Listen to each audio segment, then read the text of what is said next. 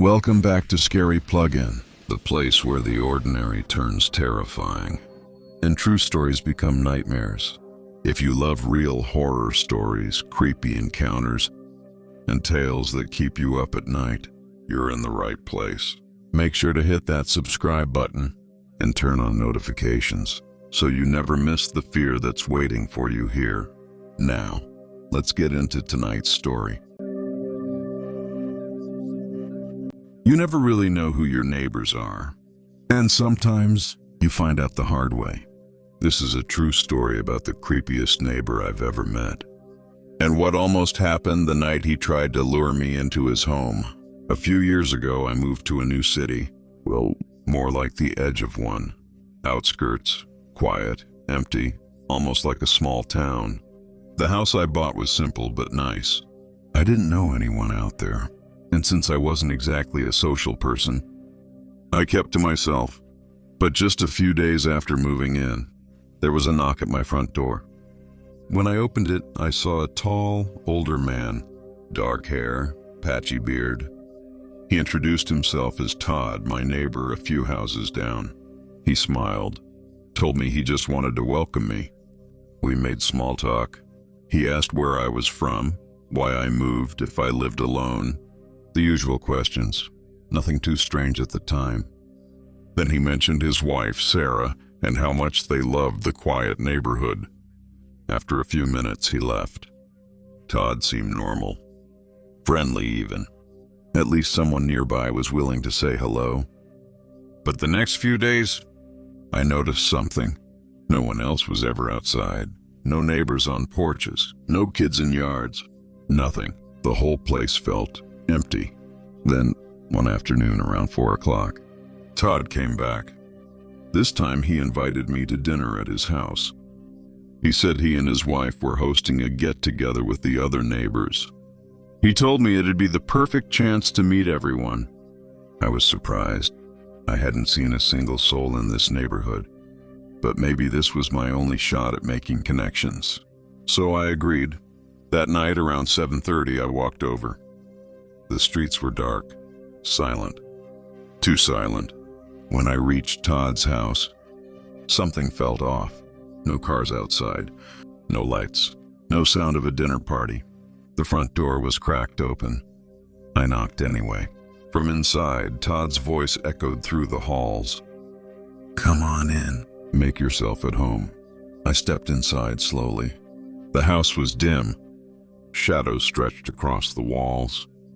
I walked toward the kitchen where I thought I heard his voice. But the kitchen was empty. No food, no guests, no wife, no one. And then the front door slammed shut. I froze. The sound echoed through the dark house. I called out his name. Silence. I rushed down the hallway. The door was now closed and locked. 3 separate locks. This wasn't an accident.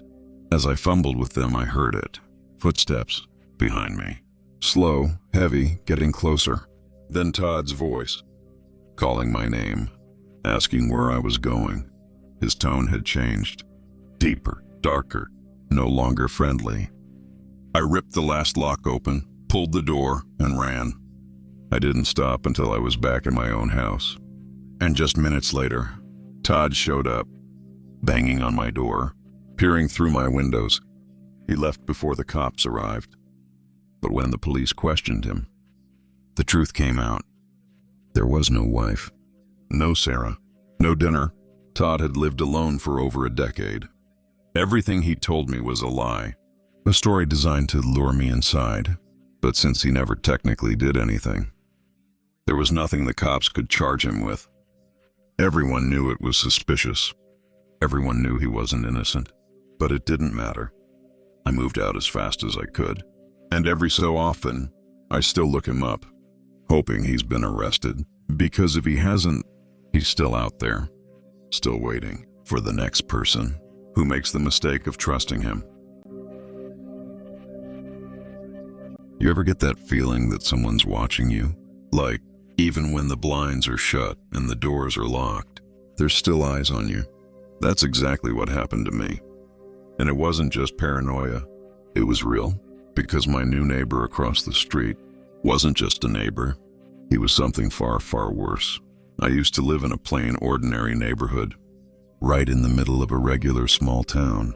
Most of the families had been there for years, some for decades. Same with me. I grew up in that house, and when my parents moved away, they handed it down to me. By the time this happened, I'd been living there for about 3 years. It was during the fall when a new neighbor moved in, directly across the street. I'm not the type to go knock on doors and introduce myself, but I did notice him unloading a U-Haul. He looked normal, completely ordinary, nothing strange about him at all. A week went by, nothing out of the ordinary, until one night.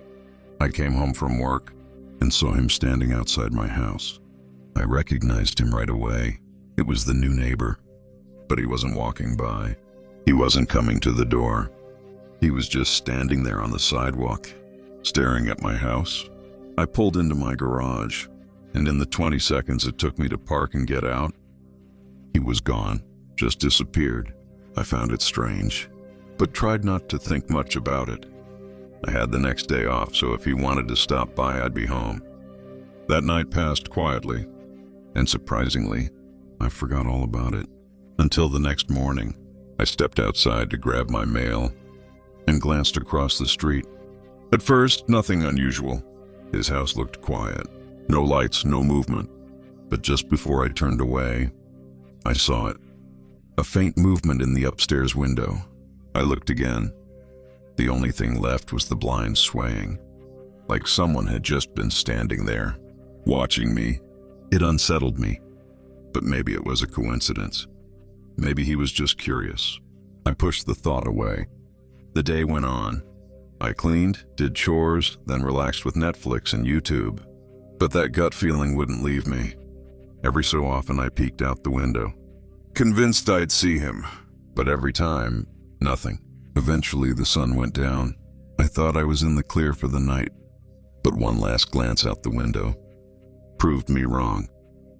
He was standing at the end of my driveway, and something about the way he stood there told me he'd been closer, maybe right at the top of my driveway just moments before. I opened the front door, walked toward him, not angry, not confrontational. If anything, I was too friendly. I just wanted to ask if everything was okay. But the second he saw me, he turned and started walking down the sidewalk like he was out for a casual stroll. I called out twice. He ignored me. Halfway down the driveway, I realized he wasn't going to respond. So I gave up and went back inside. Now I was officially creeped out. New neighbor, watching my house, staring at me from his window. Why? None of it made sense. I stayed awake a few more hours. Nothing else happened. But when I finally went to bed, that gut feeling returned, heavy, unshakable. I don't know how, but I eventually passed out. Until the middle of the night, I woke up suddenly, cold sweat, heart racing. My body shot upright in bed. Something felt wrong. The house was silent, but I couldn't shake the feeling that someone was there. I turned on the lamp, looked around my room. Nothing, but the feeling didn't leave. I stood, walked slowly to my bedroom door. My hand hovered over the lock. Something told me not to open it, so I pressed my ear against the door instead. At first, nothing, then faint creaks in the hallway. I dropped to my knees and peeked under the door. The hallway was dark. No movement. I stared for several seconds. Then something passed by. I jerked back, holding my breath. The creaking stopped. He heard me. Then footsteps. Heavy, deliberate. They moved straight toward my door. I pressed myself against the bed, frozen, and then I saw it. Shadows under the door, boots. They shifted side to side, and suddenly, the gap went completely dark. Something blocked it. I leaned in closer and realized it was an eye staring back at me. I bolted up, grabbed my phone. My hands shook so bad I could barely dial 911.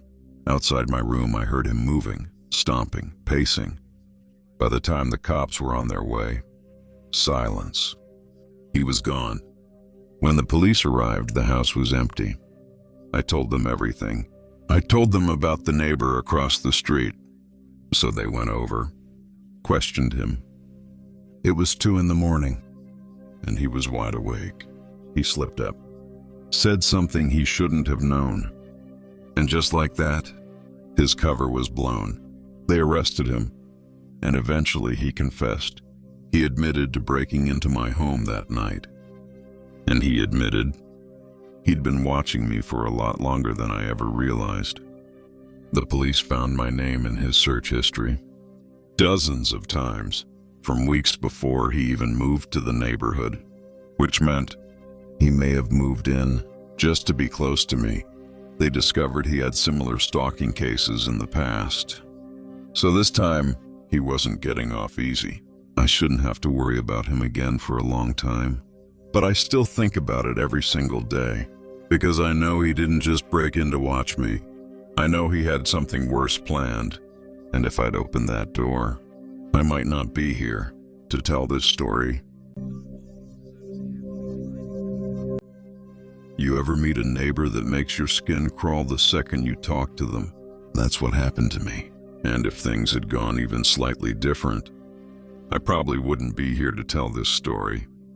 In my late 20s, I moved a few towns over for work. Everything went pretty smooth. I settled into the new job quickly, found a decent apartment, and moved in with what little I had. The building was small, only 6 units, 2 on each floor. Basically, just a stairwell leading up to 2 doors across from each other on every story. I lived on the top floor.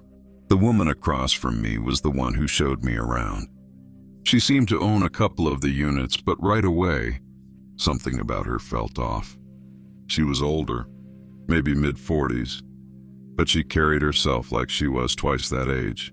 Her long hair was messy, her face always looked exhausted, and her voice was flat. Monotone. Not friendly, not unfriendly, just blank. Honestly, I figured I'd never see her much anyway, but I couldn't have been more wrong. On my very first full day of work, I got home late, about 8 p.m. As I climbed the stairs, I froze. She was standing outside my apartment door. I was exhausted, caught off guard, and didn't even know what to say.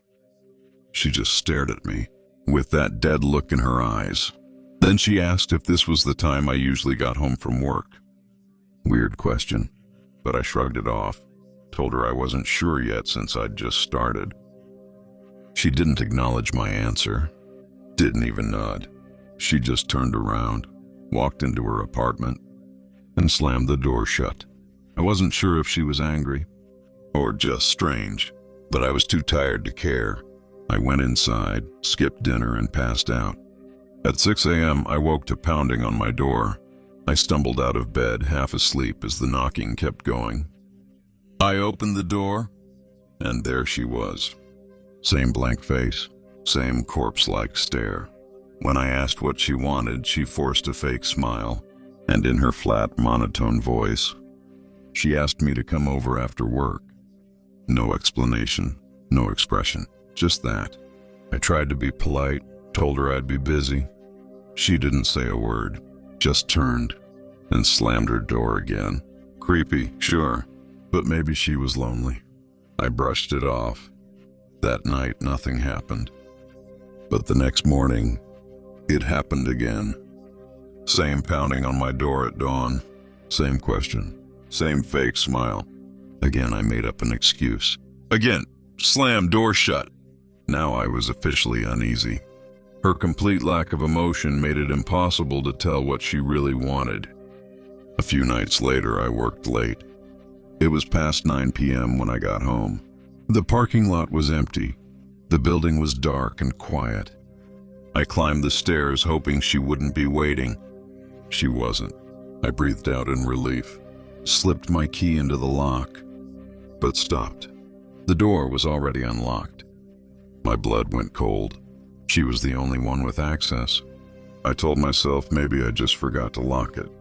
But deep down, I knew better. I stepped inside. The apartment was dark, just like I left it. but my bedroom door was open. I could feel my pulse in my throat as I peeked inside. She was standing there, next to my bed. Her face was half hidden in shadows, but I could still see that lifeless stare. And in her hand was a kitchen knife. I stammered something like, "What are you doing?" But I didn't wait for an answer. I bolted for the front door. I grabbed the knob, tried to swing it open. It wouldn't move. The door was jammed. And that's when it hit me. She rigged it. She had locked me inside with her. Adrenaline surged through me. She came at me with the knife, but she wasn't expecting a fight. I managed to block her, rip the knife from her hand, and force her to the ground. With my heart pounding out of my chest, I pinned her down and called 911. By the time police arrived, she was still struggling under me. They cuffed her and hauled her away. I only realized then that she'd managed to slash my arm in the fight. It wasn't deep, but once the adrenaline faded, the pain kicked in. Later, I learned she had serious mental health issues and hadn't been taking her medication for months. That's what her family claimed anyway. But to me, that wasn't an excuse, because in that moment, she wasn't just some sick neighbor. She was a woman standing in my bedroom, in the dark, holding a knife. And if I hadn't fought back, I might not be alive right now. This one still chills me when I think about it, because she wasn't waiting outside my door anymore. She was already inside.